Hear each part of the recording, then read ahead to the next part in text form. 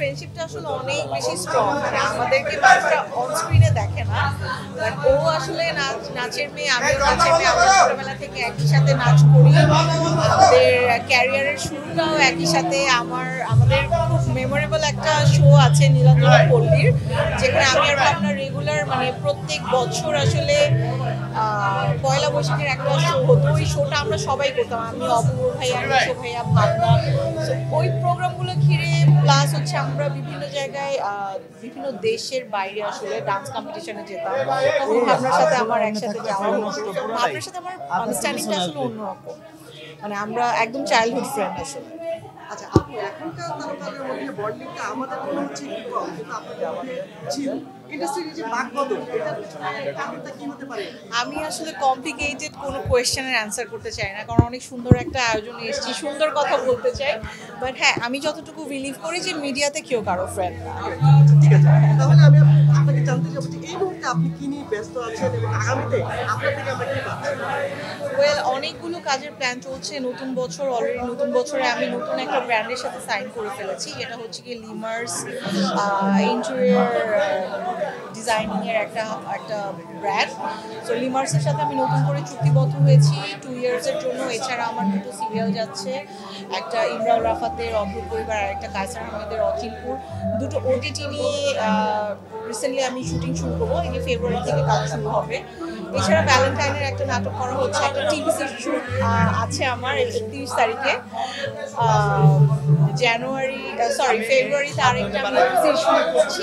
আর দেশের বাইরে কিছু শো নিয়ে প্ল্যান করছি। ভ্যালেন্টাইনের কথা যেহেতু বললেন, এবারে ভ্যালেন্টাইন কিভাবে কাটবে? আমি আসলে খুবই ফ্যামিলি ওরিয়েন্টেড একটা মেয়ে। আমার আসলে সবসময় নট অনলি ভ্যালেন্টাইন, আমি বলবো যে আমার 31st, আমার ঈদ, এই সবগুলো অকেশনে আমি ট্রাই করি আমার ফ্যামিলির সাথে থাকার। এইবারও অন্যবারের মতো কিছু না, এবারও আমার বাসায় থাকবার। আপনার কাছে আমার শেষ প্রশ্ন, প্রত্যেকটা অভিনেত্রী নিজেকে ভাঙতে চায়, ভেঙে ভেঙে এগুলো যেতে চায়। আপনি কি এখনো নিজেকে ভাঙার ট্রাই করেন নাকি আপনি না, এটা আসলে হয়েছে কি, আমি তো শখ স্ট্যাবলিশড হয়ে গিয়েছে, আমার স্ট্যাবলিশমেন্ট হওয়ার আর কিছু নেই। ক্যারেক্টার ভাঙতে আসলে সব অভিনেত্রীরাই চায়, আমিও তার ব্যতিক্রম কেউ না। বাট আমার কাছে যেটা মনে হয় যে ডিরেক্টরসরা হয় কি, এক প্যাটার্নে কাজ করতে থাকলে ডিরেক্টরসরা আসলে চ্যালেঞ্জটা নিতে একটু ভয় পায়। আর আমার লুকসের সাথে আসলে আমার মনে হয় না যে অনেক বেশি ক্যারেক্টার ভাঙতে আমার ডিরেক্টরসরা কমফোর্টেবল ফিল করে, কারণ ঘুরে ফিরে আমাকে ওই একই গ্ল্যামারাস লাগে, একই। বাট আমি আসলে ইগারলি ওয়েট করি যে আমাকে নিয়ে চ্যালেঞ্জিং কেউ কাজ করুক, আমি আমার ক্যারেক্টারটা যেন ভাঙতে পারি, আমাকে দেখতে যেন একদম সব থেকে ডিফারেন্ট কিছু লাগে।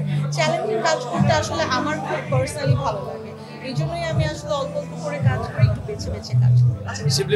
আরেকটা প্রশ্ন, একটা প্লিজ।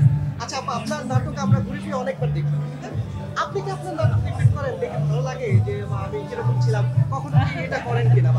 রিপিট আসলে করা হয় না, বাট আমি আসলে আমার কাজ কেন, আমি আমাদের বলবো যে আমাদের বাংলাদেশের ইন্ডাস্ট্রির সব কাজ দেখি, কারণ অ্যাজ আ আর্টিস্ট এটা আমার দায়িত্ব কাজ দেখা। অ্যান্ড নিজের কাজ বেশি দেখা হয় আমি বলবো এই কারণে, কারণ আমি ট্রাই করি যে আমার কাজের ভুলগুলো খুঁজে বের করার জন্য। আসলে আমাদের মানুষ খুব কম, তো আমাদের ভুলটা ধরিয়ে দেওয়ার, তাই নিজের ভুলটা আসলে নিজেরই খুঁজে বের করতে হয়।